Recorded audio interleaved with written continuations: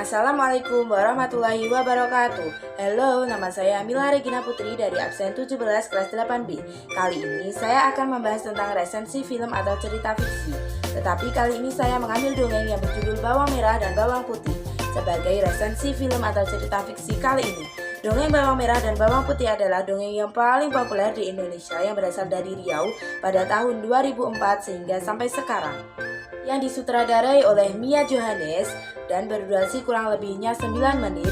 Dongeng ini juga dibawakan oleh aktor dan aktris legendaris yaitu Ermia Zaina sebagai bawang putih, Gretiani Hamzah sebagai bawang merah, Risa Umami sebagai ibu tiri, Lydia Kondau sebagai ibu bawang putih, Dewian sebagai ayah bawang putih, Nenek Mengkudu sebagai nenek yang menemukan baju ibu tirinya bawang putih. Dan dongeng ini menceritakan kisah dua seorang gadis cantik yaitu bawang merah dan bawang putih yang memiliki sifat berbeda.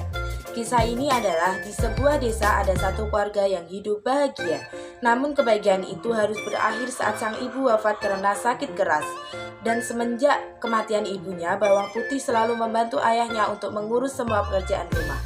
Dan ada seorang janda dan putrinya bernama bawang merah ke rumah bawang putih untuk mengasihkan sedikit makanan untuknya. Hal itu membuat bawang putih dan ayahnya merasa senang dan bahagia, sehingga ayahnya menikah dengan ibunda bawang merah.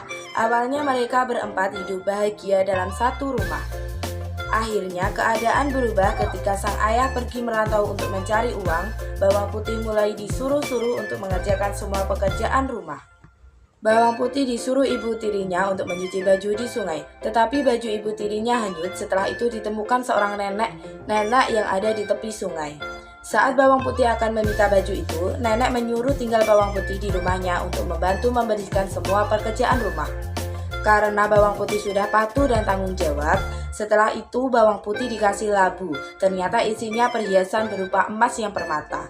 Namun ibu tirinya dan bawang merah serakah mengambil semua perhiasan yang didapat bawang putih.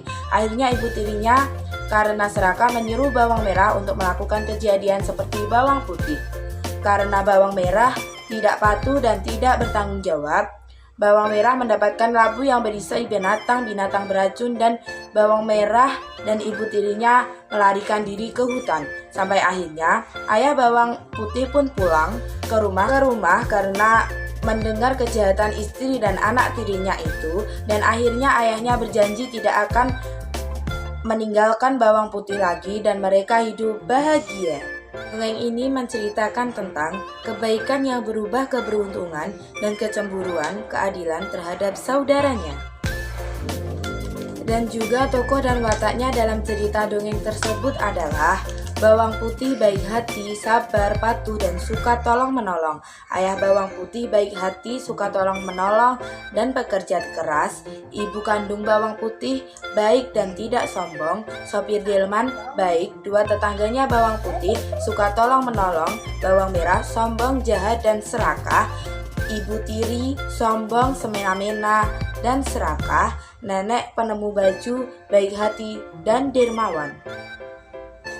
Dongeng tersebut memiliki alur maju dan memiliki latar tempat yaitu rumah bawang putih, sungai, rumah nenek-nenek. Latar waktunya yaitu pagi hari, siang hari, malam hari, sore hari. Latar suasana yaitu sedih, bahagia, tegang, dan senang. Amanat dari dongeng tersebut yaitu kita tidak boleh serakah terhadap harta karena keserakahan hanya akan membuat kita celaka. Kelebihan dari dongeng tersebut adalah dalam cerita ini mengajarkan kita untuk saling tolong-menolong, pentingnya berbuat baik, dan membuktikan buah dari kesabaran akan selalu indah dan baik hati. Tetapi ada kekurangannya dari dongeng tersebut yaitu selalu menunjukkan kejahatan ibu tiri sehingga anak-anak merasa takut kalau memiliki ibu tiri. Kesimpulan dari dongeng tersebut yaitu menurut saya cerita fiksi atau dongeng yang berjudul Bawang Merah dan Bawang Putih berkualitas dan layak untuk ditonton anak-anak atau generasi muda nanti, karena kita harus bisa menghargai dan saling tolong-menolong orang lain. Dan tak pernah melupakan jasa orang lain, serta bila seseorang memberikan kebaikan terhadap kita, kita tidak boleh membalasnya dengan kejahatan. Sekian, terima kasih dari resensi film atau cerita fiksi kali ini. Semoga bisa bermanfaat buat kalian. Ubur-ubur ikan lele, semoga bermanfaat.